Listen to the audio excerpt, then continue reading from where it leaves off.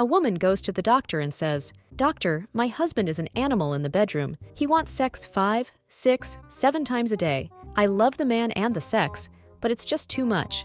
Can you help me?" The doctor replied, "Well, medically, I can't really think of anything. Theoretically, this might work. From now on, whenever he demands sex, demand money. $10 in the kitchen, $30 in the living room, $50 in the bedroom. The man isn't made of money. That should slow him down."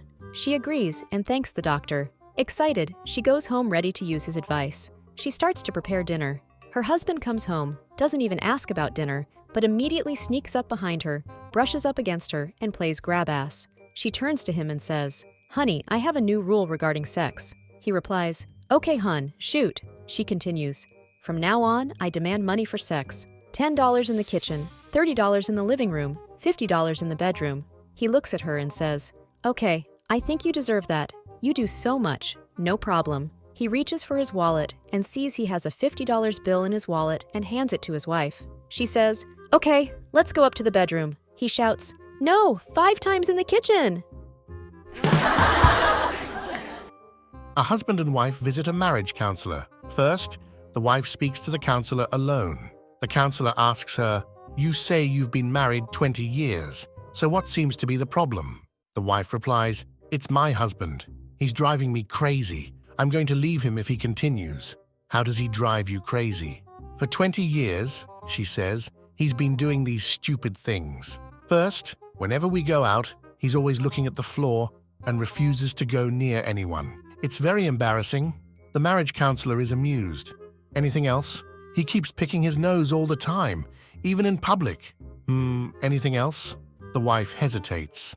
"Whenever we're making love, he never lets me be on top. Once in a while, I'd like to be in control." "Ah," says the counselor, "I think I'll talk to your husband now." So the wife goes out of the room, and the husband says to the counselor, "For years I've been loving and considerate, and I've always given her what she wants. What could be the problem?" The counselor explains. She says, "You've got these habits that are driving her crazy. First, you're always acting strange in public, looking at the floor and never going near anyone else." The husband looks concerned. "Oh, you don't understand. It's one of the few things my father told me to do on his deathbed, and I swore I'd obey everything he said." "What did he say?" "He said that I should never step on anyone's toes." The counselor looks amused. "Actually, that means that you should not do anything that would cause anyone else to get angry." The husband looks sheepish. "Oh, okay." The counselor continues, "And you keep picking your nose in public." "Well, it's another thing my father specifically commanded me to do. He told me to always keep my nose clean." The counselor smiles. "That just means you should stay out of trouble." "And," he continued, "finally, she says that you never allow her to be on top during your lovemaking." "This," says the husband, "is the last thing my father commanded me to do on his deathbed, and it's the most important thing." "What did he say?" The husband replies. With his dying breath, he said, "Don't screw up." A woman is in bed with her lover, who also happens to be her husband's best friend. They had sex for hours, and afterward, while they're just laying there, the phone rings. Since it's the woman's house, she picks up the receiver. Her lover looks over at her and listens, only hearing her side of the conversation. She's speaking in a cheery voice. "Hello, hi, I'm so glad that you called." "Really? Oh, that's wonderful. I'm so happy for you." "Oh, that sounds terrific. Great, thanks. Okay, bye." She hangs up the telephone, and her lover asks, "Who was that?" "Oh," she replies, "that was my husband telling me all about the wonderful time he's having on his fishing trip with you." A little old lady goes to the doctor and says, "Doctor, I have a terrible problem with gas, but it doesn't bother me much. My farts are always silent and never smell. I probably farted 15 times since I've been here, and you didn't realize it." The doctor says, "Interesting.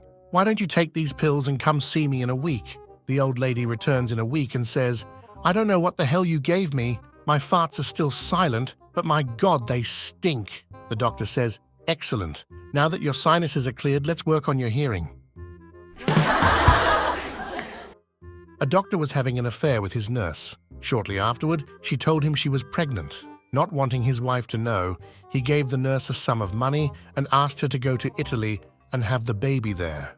"But how will I let you know the baby is born?" she asked. He replied, Just send me a postcard and write spaghetti on the back. I'll take care of expenses. Not knowing what else to do, the nurse took the money and flew to Italy. 6 months went by, and then one day, the doctor's wife called him at the office and explained, "Dear, you received a very strange postcard in the mail today from Europe, and I don't understand what it means." The doctor said, "Just wait until I get home, and I will explain it to you." Later that evening, the doctor came home, read the postcard, fell to the floor with a heart attack. Paramedics rushed him to the ER. The lead medic stayed back to comfort the wife. He asked what trauma had precipitated the cardiac arrest. So the wife picked up the card and read, "Spaghetti, spaghetti, spaghetti, spaghetti, 2 with sausage and meatballs, 2 without." At St. Peter's Catholic Church in Toronto, they have weekly husbands' marriage seminars. At the session last week, the priest asked Giuseppe, who said he was approaching his 50th wedding anniversary, to take a few minutes and share some insight into how he had managed to stay married to the same woman all these years. Giuseppe replied to the assembled husbands, "Well, I've tried to treat her nice, spend money on her, but best of all is, I took her to Italy for the 25th anniversary." The priest responded, "Giuseppe, you are an amazing inspiration to all the husbands here. Please tell us what you are planning for your wife for your 50th anniversary." Giuseppe proudly replied, "I'm gonna go pick her up." God approaches Adam in the Garden of Eden. God says, "Adam, I have some news for you. Actually, I've got 2 bits of good news and 1 of bad news." Adam answers, "Sure, God, what are they?" God says, "The first bit of good news is that I am going to give you an organ called the brain. It is an organ that will allow you to learn more about the universe, to see its true beauty, to create wonderful things. With it, you shall tryly become the ruler of earth, to reign over it wisely." Adam says, "That sounds like a marvelous gift, God, thank you." What next? God says, "The second bit of good news is that I am going to give you another organ called the penis. This is an organ that will allow you to reproduce, to make children that will spread all over the earth. Also, that organ will be a source of great pleasure for you.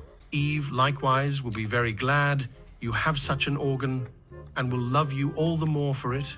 Adam says, "Thank you, God. That too sounds like an amazing gift. But what's the bad news?"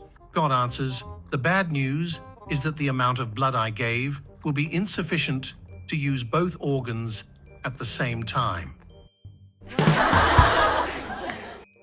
3 women go down to Mexico one night to celebrate college graduation. They get drunk and wake up in jail, only to find that they are to be executed in the morning, though none of them can remember what they did the night before. The first one, a redhead, is strapped in the electric chair and is asked if she has any last words. She says, "I just graduated from Trinity Bible College and believe in the almighty power of God to intervene on the behalf of the innocent." They throw the switch and nothing happens. They all immediately fall to the floor on their knees, beg for forgiveness, and release her. The second one, a brunette, is strapped in and gives her last words. "I just graduated from the Harvard School of Law, and I believe in the power of justice to intervene on the part of the innocent." They throw the switch, and again, nothing happens. Again, they all immediately fall to their knees, beg for forgiveness, and release her.